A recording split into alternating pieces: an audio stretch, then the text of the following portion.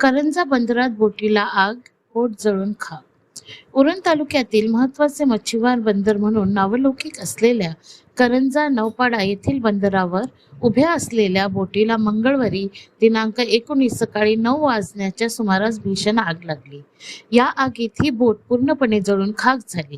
अग्निशमन दल आणि स्थानिक मच्छीमारांनी ही आग आटोक्यात आणण्यासाठी प्रयत्न केल्यामुळे या आगीची झळ येथे उभ्या असलेल्या दुसऱ्या बोटींना बसली नाही.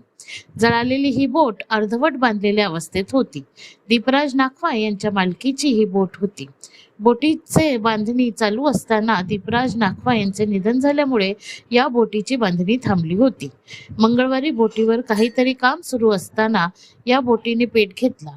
फायबरची बोट असल्यामुळे क्षणार्धात या आगीने बोटीला वेढले आणि त्या बोटीचा कोळसा झाला. अग्निशमन दलाने आणि स्थानिकांनी आग आटोक्यात आणण्यासाठी शर्थीचे प्रयत्न केले आणि या आगीची झळ बाजूला उभ्या असलेल्या बोटींना बसू दिली नाही. धन्यवाद.